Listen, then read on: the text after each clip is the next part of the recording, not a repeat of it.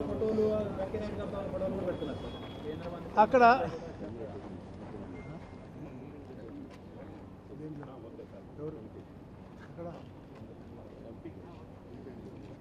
అందరికీ నమస్కారం. మిత్రులు అడిగినట్టుగా అతను ఎవరో నాయుడు, అతని ఫోటోలు బీజేపీతో టీడీపీ నాయకులతో ఉన్నారంటే అక్కడ ఫోటో ఎవరితో ఉన్నారు అనేది కాదు, డబ్బులతో ఎవరు డబ్బులు దొరికాడనేది ముఖ్యం. ఇప్పుడు మేము ఎవరన్నా కానీ రాజకీయాల్లో ఉన్నప్పుడు వెళ్ళినప్పుడు ఎయిర్పోర్ట్లోనో, గుడి దగ్గరనో, బడి దగ్గరనో, రిజిస్టర్ ఆఫీస్ దగ్గరనో ఎక్కడ కూర్చున్నా కూడా ఎవరో ఫోటో అడుగుతారు, ఫోటో దిగుతాం. అది మాకు వారికి ఉన్నటువంటి ప్రేమ, అభిమానం, ఆప్యాయత. అది వేరే వంకర పనులు చేస్తే కూడా దాన్ని తీసుకెళ్ళడానికి కరెక్ట్ కాదు. నేను చెప్పినట్టుగా ఫోటో ఎవరు దిగుతారు, డబ్బులు ఎవరి, డబ్బులు ఎందుకు దిగారు, డబ్బులతో పాటు ఫోటో ఎందుకు దిగాల్సిన అవసరం ఉంది, వీడియో దిగాల్సిన అవసరం ఎందుకు ఉంది అనేది ఒక అంశం.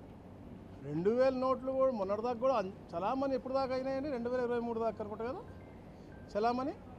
ఒక టైం ఇచ్చారు, ఇప్పుడే మూత అప్పుడు కూడా ఉన్నాయి. ఈ లిక్కర్ స్కామ్ తర్వాత కూడా 2000 నోట్లు ఉన్నాయి. గ్యారంటీ చూసుకుంటే అది సిట్ పనిచేస్తుంది, దాని గురించి మనం మాట్లాడాల్సిన అవసరం లేదు. చాలా పారదర్శకంగా చట్టం తను పనిచేస్తూ ఉంది.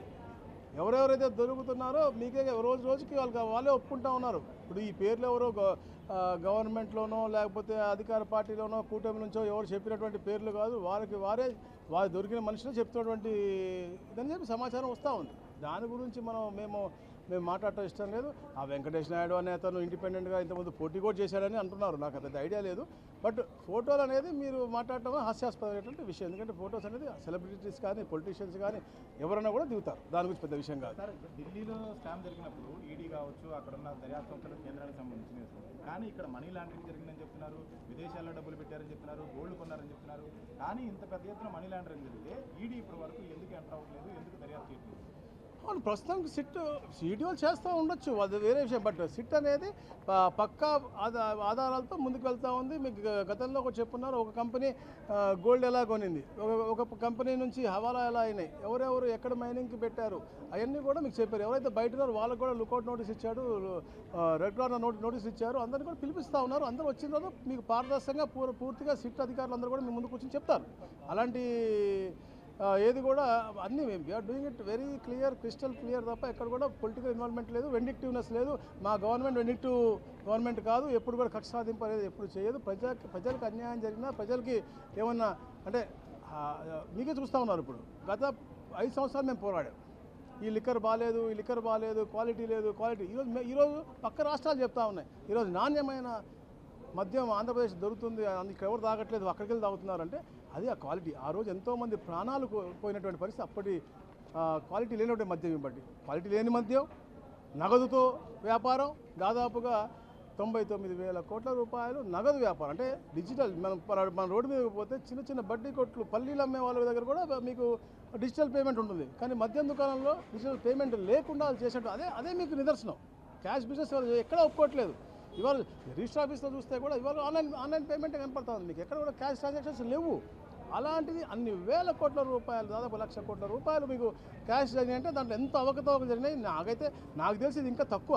ఇప్పుడు ఏదైతే నిర్ధారణ అయిందో, ఇంకా బయట నుంచి తిమింగళాలు వస్తున్నారు, వాళ్ళందరూ వస్తే క్లియర్ కట్ పిక్చర్ మనకు వస్తుంది. సార్, ఒక్కసారి ఇప్పుడే జగన్మోహన్ రెడ్డి మాట్లాడారు సార్, మీరేమో లిక్కర్ గురించి మాట్లాడితే లిక్కర్ పేరుతో విపరీతమైన దోపిడీ జరుగుతుంది, ఇల్లీగల్గా పర్మిట్ రూములు పెట్టారు, వీధికి బెల్ట్ షాపులు పెట్టారని చెప్తున్నారు. దొంగ అన్నట్టు ఉంది. అసలు లిక్కర్ గురించి మాట్లాడే అర్హత ఉందా? అతను ఏం చెప్పాడు 2019లో? అబద్ధాల పునాది, ఆ నోరే అబద్ధం కాబట్టి నేను మద్యపాన నిషేధం చేసి నేను మళ్ళీ ఓటు అడుగుతాను తప్ప ఎప్పుడు కూడా చెప్పి దాన్నే 25 సంవత్సరాలు వచ్చే ఇన్కాన్ని తాకట్టు పెట్టే మనిషి మాట్లాడే అర్హత ఉందా అండి? మద్యం పాలసీ, పర్మిట్ రూమ్ పెడతామా, ఇంకో రూమ్ పెడతామా, లేకపోతే బార్ ఇస్తామా అనేది అది పాలసీ మ్యాటర్, గవర్నమెంట్ మ్యాటర్. అది పబ్లిక్తో మేము డిస్కస్ చేసుకుని, అధికారులతో డిస్కస్ చేసుకుని, క్యాబినెట్ డిస్కస్ పాలసీ అది ఏ ప్రభుత్వం పాలసీ. మేమేం చెప్పలేదు, మేము పర్మిట్ రూమ్ పెట్టాము లేకపోతే మేము బదిలీషన్ చేస్తాం, మేము ఏం చెప్పలేదే. వాళ్ళు చెప్పొచ్చి దాని మీద ప్రజా ఆరోగ్యాన్ని క్షీణించే విధంగా నకిలీ మద్యం, దొంగ మద్యం 10 రూపాయలతో తయారు చేసి 200 రూపాయలకు అమ్మి వారు అర్జించుకోరు. కేవలం వాళ్ళ ధనార్జన కోసమే పనిచేశారు తప్ప ఎక్కడ కూడా ప్రజల ఆరోగ్యం గురించి ఆలోచించలేదు.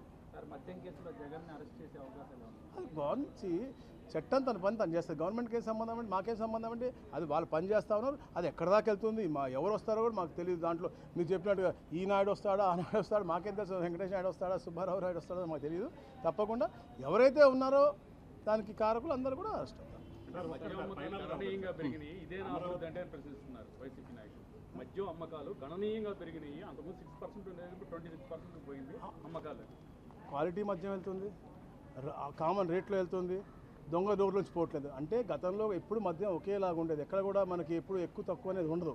ఏదో 1%, 0.5% ఉంటుంది తప్ప ఎక్కువ ఉండదు. అంటే గతంలో వాళ్ళు ఇల్లీగల్గా వాళ్ళ సొంత డిస్టిలరీలో ఏదైతే వాళ్ళు కబ్జాలు చేసి డిస్టిలరీలు తరిమేసి వాళ్ళ లైన్లో పెట్టుకున్నారో ఆ లైన్లో వచ్చిన మద్యం ఇల్లీగల్ అన్అకౌంటెడ్గా అమ్మినట్టు పరిస్థితి అది కూడా మాకు క్లియర్ కనపడతా ఉంది. సో ఎక్కడ కూడా మధ్య ఎగ్జార్బెంట్గా 20 times 15 times పెరగదు. 0.5%, 1% కంటే ఎక్కువ కూడా పెరగదు మధ్య వినియోగం అనేది. సో అది క్రిస్టల్ క్లియర్. ఇద్దరు తెనాలి హాస్పిటల్ నుంచి గుంటూరు హాస్పిటల్ నుంచి చనిపోయారు. చాలా బాధాకర విషయం. అంతా కూడా శానిటేషన్ అని కూడా చేశాం. వారు కూడా ఎవరికైనా ఫీవర్ వచ్చినా ఏమైనా ఇబ్బంది వస్తే కూడా క్వాలిటీ హాస్పిటల్స్ ఉన్నాయి. గవర్నమెంట్ హాస్పిటల్కి వెళ్ళకుండా ఊర్లో ఉన్న నేను ఆర్ఎంపీలు తప్పుగా అనట్లేదు, కానీ పరిస్థితి వచ్చినప్పుడు ప్రాపర్ మెడికేషన్ తీసుకోవాలా, ప్రాపర్ డాక్టర్ దగ్గరికి పోవాలా. మీ ఇళ్ళ కాడ తిరుగుతూ ఉన్నారు మన నర్సులు కానీ మన ఉన్నటువంటి అధికారులు, వాళ్ళందరూ సమయానికి చూపించుకోవాలా, బ్లడ్ టెస్ట్ చేయించుకోవాలా, హాస్పిటల్కి వెళ్ళి అక్కడి నుంచి వాళ్ళకి కావాల్సిన మందులు తీసుకుంటే ఈ ప్రాబ్లం ఉండేది కాదు. అది చాలా బాధాకర విషయం. తప్పకుండా వారి కుటుంబానికి కూడా మేము అండగా ఉంటాం. సార్ ఒక్కటి సార్, ఇప్పుడే జగన్ కూడా మాట్లాడుతూ అమరావతి పేరుతో అంతులేని అవినీతి చేస్తున్నారు, మొబలైజేషన్ అడ్వాన్స్ పేరుతో దోపిడీ చేస్తున్నారు, కమిషన్లు వసూలు చేస్తున్నారు టీడీపీ నేతలు అంటున్నారు. అతనికి మీకు తెలుసు, అతనికి అమరావతి అంటే ఇష్టం లేదు. 14 నుంచి 19 దాకా మేము ఈ రాష్ట్రానికి రాజధాని లేదు, తప్పకుండా ఒక మంచి క్వాలిటీ రాజధాని ఉండాలి, అది గుంటూరు విజయవాడ మధ్యలోనే ఉంటే అది మంచిగా ఉంటుంది, మధ్యలో ఉంటుంది, ప్లస్ మంచినీటికి కానీ దేనికి కొరత ఉండదని చెప్పేసి ఈ ప్రాంతాన్ని ఎంచుకున్నప్పుడు అతనేమన్నాడు 33 కాదు ఇంకా ఎక్కువ ఉండాలి ఎకరాలు అన్నాడు. దాని తర్వాత ఏమో ఇది అక్కడ ఉండకూడదని చెప్పేసి అది పవర్ వచ్చిన తర్వాత ఎవరైతే దీన్ని ఉచితంగా మనకి హెల్ప్ చేస్తారో సింగపూర్ గవర్నమెంట్ పంపించేసిన పరిస్థితి. సో అతనికి ఈ ప్రాంతం మీద ఇష్టం లేదు కాబట్టి దాని మీద బుర్జలడం ఫస్ట్ నుంచి వస్తుంది.